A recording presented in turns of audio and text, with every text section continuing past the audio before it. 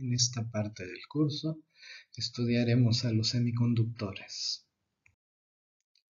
Les recuerdo que tanto el modelo de electrones casi libres o el modelo de enlace apretado, los dos predicen una estructura de bandas en un sólido. Entonces les muestro lo que ya vimos en la estructura electrónica en el modelo de Kronig-Penney o en el modelo de enlace apretado aparecen bandas y aparece la energía de brecha, que es la separación entre bandas de conducción y bandas de valencia. Esto va a ser entonces muy importante cuando describamos a los semiconductores. Les recuerdo también, es una diapositiva que ya habíamos visto, que si la energía de la brecha es cero, quiere decir tengo una banda medio llenar, no hay separación entre banda de conducción y banda de valencia, tengo un conductor. Si tengo una brecha, la ocupación de estados en la banda superior, en la banda de conducción, está dada necesariamente por el factor de Boltzmann, en donde eje tiene que estar dividido entre KT. Vamos a hablar de semiconductores cuando esta energía de brecha es menor o igual, vamos a decir, a 4 electronvolts. Y si calculamos el factor de Boltzmann a 4 electronvolts a una temperatura ambiente, vamos a decir, de 300 Kelvin, vemos que este factor de Boltzmann es realmente pequeño. Entonces, a temperatura ambiente tenemos en realidad muy poquitos electrones en la banda de conducción y entonces aún los semiconductores no conducen o no tienen electrones libres en la banda de conducción. Bueno, también un concepto muy importante a la hora de describir semiconductores es, si nos fijamos, no nada más en la energía de brecha, sino también para qué valores de K ocurre la separación entre el máximo en la banda de valencia y el mínimo en la banda de conducción. Entonces hablamos de brecha directa cuando ocurre para el mismo valor de K, el máximo en valencia y el mínimo en conducción. Y hablamos de brecha indirecta cuando el mínimo en la banda de conducción está a una K diferente del máximo en la banda de valencia, como aparece del lado derecho. Como vamos a ver más adelante, para poder entonces generar un desplazamiento de las cargas en el semiconductor, conviene no nada más que el gap pueda ser controlable, sino que también conviene tener transporte en el que no se tenga que cambiar el valor de K. Les recuerdo el número de onda en la red cristalina para pasar de valencia a conducción. Entonces, los semiconductores de brecha directa son los que son usualmente más útiles en aplicaciones, como vamos a ver. Desde nuestra perspectiva, los semiconductores, ¿cómo se construyen? Desde la perspectiva de este curso, y esto por favor es para simplificar las cosas, los semiconductores se forman, se construyen con elementos de los grupos 3, 4 y 5 de la tabla periódica, con configuraciones de valencia, el grupo 3 con configuración P, el grupo 4 P cuadrada y el grupo 5 con P cúbica. Les muestro aquí un fragmento de la tabla y de estos grupos. En el grupo 1 tenemos aluminio, galio, indio. En el grupo 2 silicio, germanio y estaño. Y en el grupo 5 fósforo, arsénico y antimonio. Entonces podemos formar semiconductores con elementos. Por ejemplo, semiconductores de silicio o germanio usualmente puros. También hay semiconductores binarios, quiere decir aleaciones tipo galio-arsénico, antimoniuro de aluminio, nitruro de galio, sulfuro de zinc. Les pongo este porque para que vean que no son única y exclusivamente de grupos 3, 4 y 5, también puede ser de grupos 2 y 6. Y se pueden formar también semiconductores con 3 o más de estos elementos. La estructura en general es la estructura que se muestra aquí.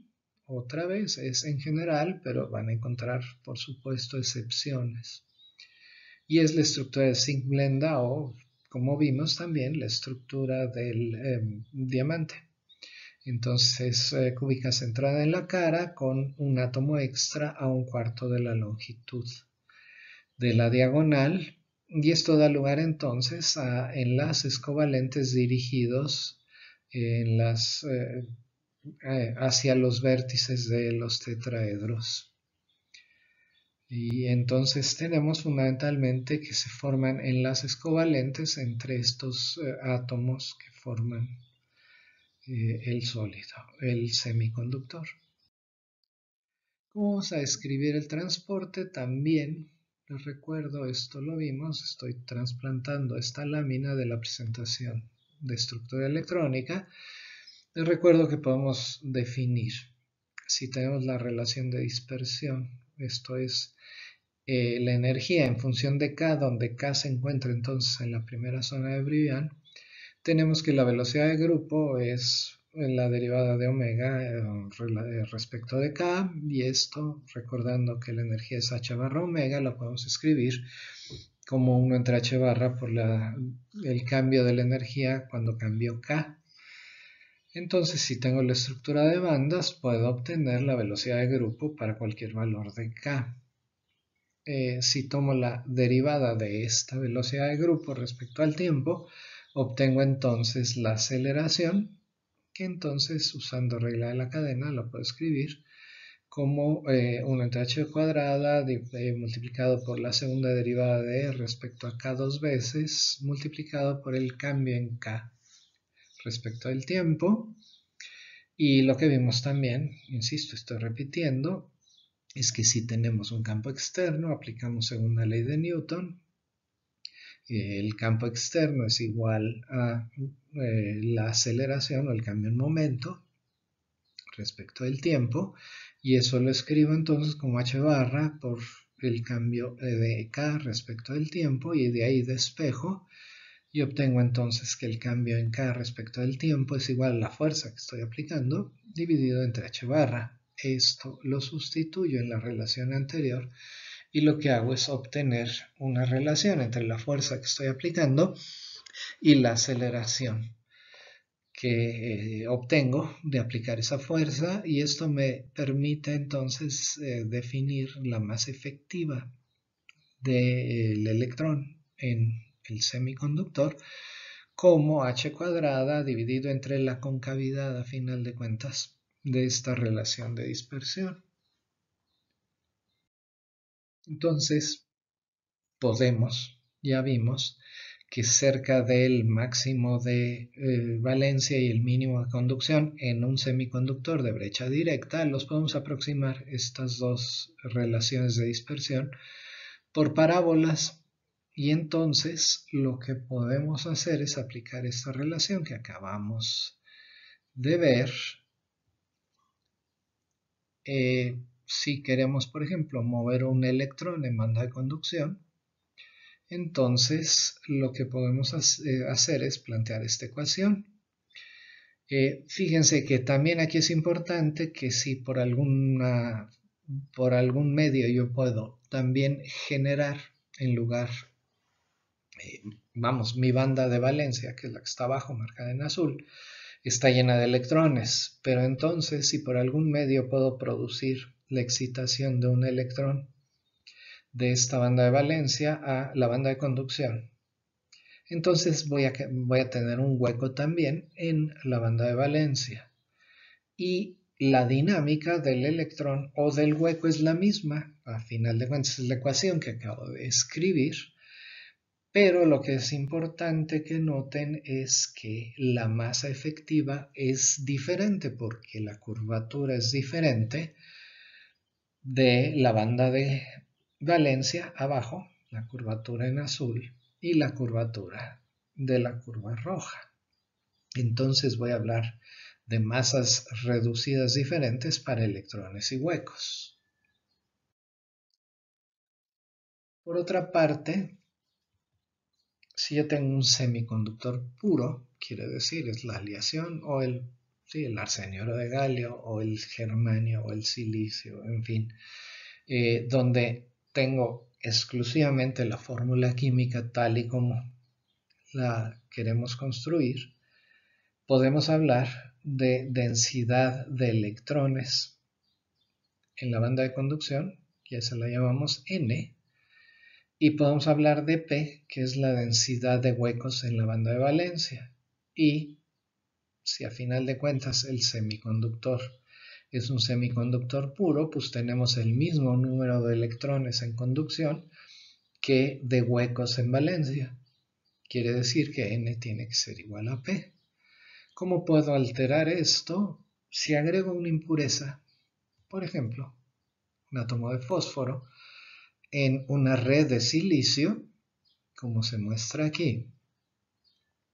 El fósforo está a la derecha del silicio en la tabla periódica. Entonces va a agregar un electrón a la red y también va a agregar un centro positivo de carga a la red, marcado aquí en rojo. Y cuando añado impurezas, entonces hablo de un semiconductor extrínseco. Y ahora lo que nos interesa es describir qué efecto tiene el agregar una impureza a este semiconductor. Podemos hablar de estados de impureza. Entonces aquí lo que tengo aquí tengo la red de silicio, que son los que están marcados en círculos sin color. Le agregué el fósforo entonces me agregó un electrón que en principio es libre y que está agregado a la red, y el fósforo un centro de carga positiva. Y entonces, a final de cuentas, si ven, lo que tengo aquí es que tengo una carga positiva fija, porque es un ion pesado, ese no se va a mover en la red, y un electrón, digamos, libre, pero que a final de cuentas están interactuando por interacción electrostática, entonces ley de Coulomb.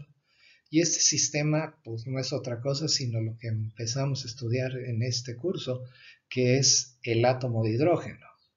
Sin embargo, hay dos diferencias fundamentales con el átomo de hidrógeno como lo estudiamos al principio del curso. Por un lado, el hecho de que el electrón esté en la red cristalina hace que el electrón se vea más ligero. Entonces, la masa que tengo que poner en la solución del átomo de hidrógeno, por ejemplo, para los niveles de energía o radios de órbitas o todo eso, va a ser la más efectiva, y esa tiene que ver con la curvatura de esta curva, esta relación de dispersión, E en función de K. Entonces, la masa relativa va a ser menor, la masa reducida, pues. Por otro lado, este electrón se está moviendo en presencia de todos los demás iones y en presencia de todo el resto de la red. Y esto hace que, a final de cuentas, apantalla la carga de el núcleo positivo. Esto, entonces, tengo que describir al átomo de hidrógeno, pero inmerso en un medio dieléctrico. Pero todas estas dos diferencias son bien fáciles de adaptar para poder describir estos estados, porque vamos a las relaciones que obtuvimos para energía, radio de la órbita, en fin, para el átomo de hidrógeno, y lo que tenemos que hacer es, ahí donde hay masa del electrón, ponemos masa efectiva, y ahí donde hay epsilon 0, ponemos epsilon relativa por epsilon 0 y entonces hagan el ejercicio, muy fácil, los niveles de energía se ven reducidos por dos factores, el cociente de la masa efectiva entre la masa del electrón y además epsilon 0 aparece en el denominador como epsilon 0 al cuadrado y entonces los niveles de energía se modifican de esta manera. Y también hagan la sustitución y van a ver que el radio de la órbita es el radio de Bohr multiplicado por la permitividad relativa multiplicada por el cociente de la masa del electrón entre la masa efectiva. Esto quiere decir entonces que los niveles de energía del átomo de hidrógeno para este estado de impureza se modifican. La energía reduce significativamente de ese 13.6, disminuye significativamente y el radio de la órbita crece también significativamente. Entonces, a temperaturas no muy bajas, va a ser bastante fácil excitar y hasta ionizar estos estados. Fíjense si hacen las cuentas, obtener energías del orden de 50 milielectronvolts con radios de órbitas de 5 nanómetros hacen que el electrón esté muy lejos de su ion central y 50 milielectronvolts a temperatura de 300 Kelvin es más o menos la temperatura térmica, digo la energía térmica. Entonces E entre KT es aproximadamente igual a 1 y entonces podemos excitar o ionizar estos estados. Además, la energía de estos estados de impureza va a depender de dónde está el ion de impureza, sobre todo si están muy cerca unos de otros o si están muy separados. Y entonces los estados de impureza, la energía, va a cambiar de sitio en sitio. Entonces, a final de cuentas, lo que podemos pensar es en esta imagen en la que, por ejemplo, agregamos electrones, ¿sí?, por arriba de la banda de valencia en distintos estados y esto da lugar a una banda de impureza que se encuentra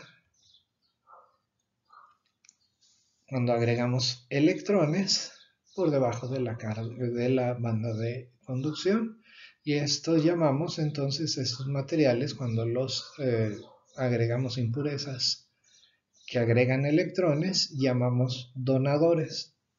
Pero también podemos agregar aceptores, esto es si ponemos un átomo a la izquierda de lo que forma nuestro semiconductor y entonces estos agregan un hueco por encima de la banda de valencia y entonces podemos tener bandas de impurezas donadoras o aceptoras.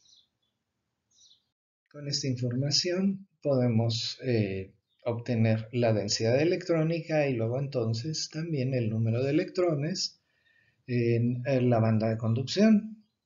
Recuerden que para un gas de electrones libres a una temperatura T igual a 0, habíamos obtenido una densidad de estados dada por esta expresión que podemos adaptar fácilmente para un semiconductor, para los electrones en la banda de conducción, donde lo que tenemos que hacer es cambiar donde hay masa, poner la masa efectiva de los electrones y donde hay energía, tomar la diferencia en energías con respecto al borde inferior de la banda de conducción. Entonces, haciendo estos dos cambios, queda una densidad de estados en función de energía para temperatura T igual a 0, dada por esta expresión. Si la temperatura es mayor que 0, la densidad electrónica está dada, no nada más la densidad electrónica, sino el número de electrones a la temperatura T. Va a estar dado por esta integral en la banda de conducción, donde vamos a suponer además que el factor de ocupación de Fermi lo podemos poner más bien como un factor de Boltzmann, donde ahora lo que tenemos que hacer es tomar la diferencia en energía entre el estado que estamos considerando y el potencial químico mu.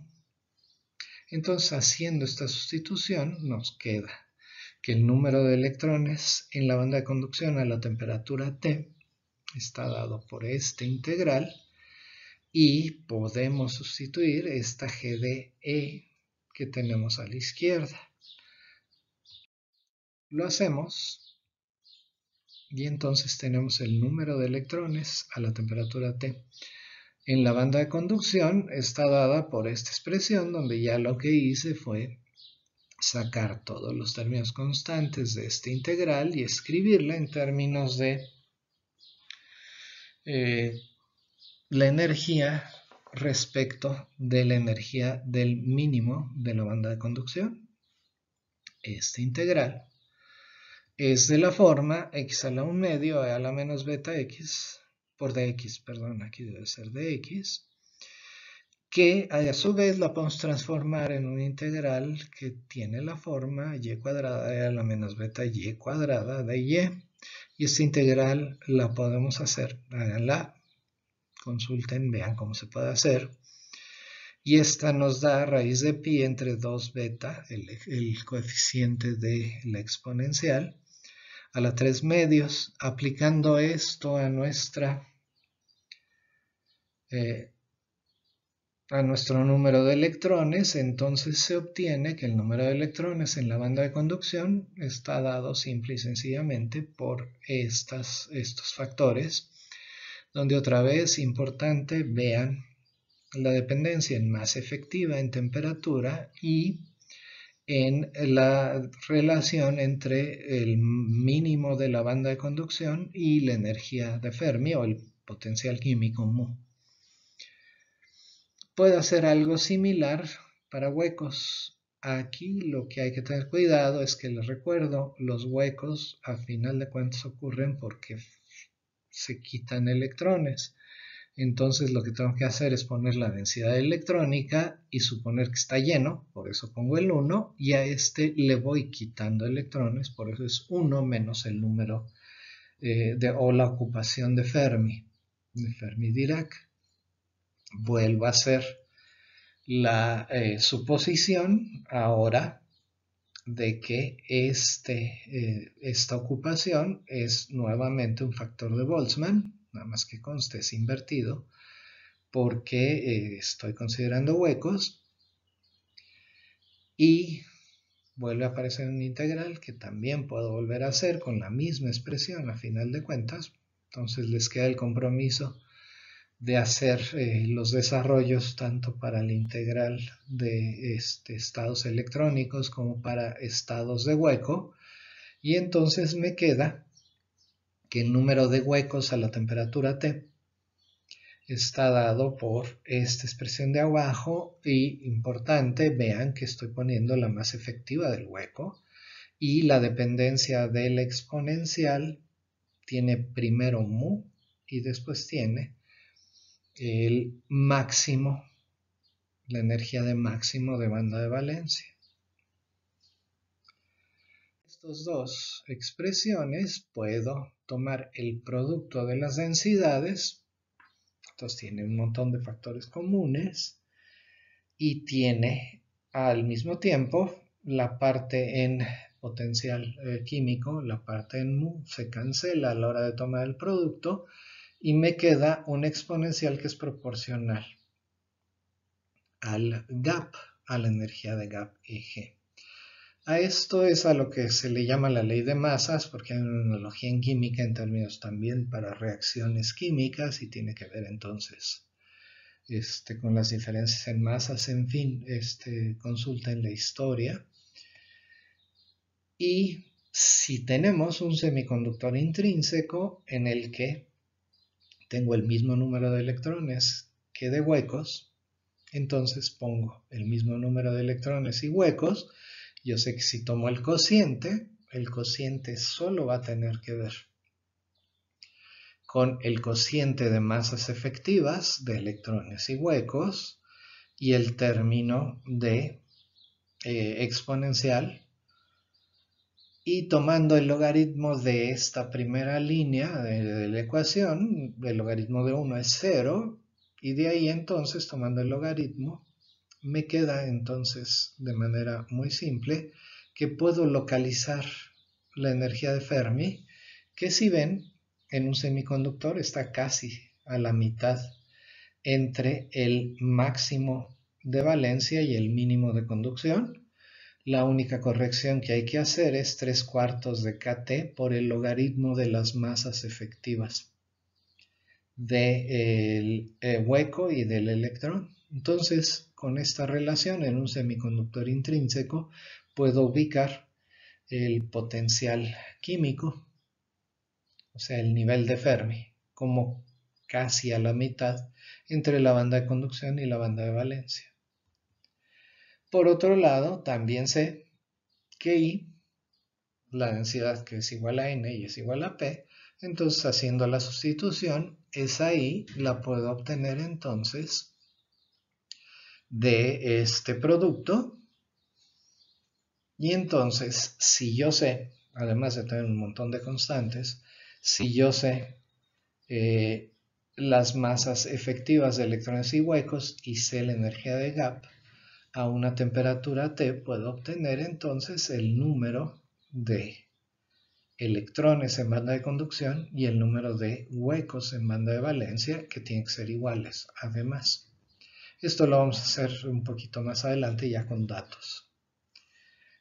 Vamos a obtener entonces esta ahí. Ahora, si lo que tenemos son semiconductores dopados, donde añadimos impurezas, entonces lo que hacemos es más bien llamar D a la diferencia entre electrones y huecos, suponiendo que hay más electrones que huecos. Y entonces, para hablar de portadores, la mayoría de portadores son los electrones en este caso y la minoría son los huecos. Y lo que hacemos es resolver una ecuación simple cuadrática muy fácil, en donde entonces, si sabemos I para el semiconductor intrínseco, podemos obtener N y P una vez que sabemos el valor de D, la diferencia entre electrones y huecos.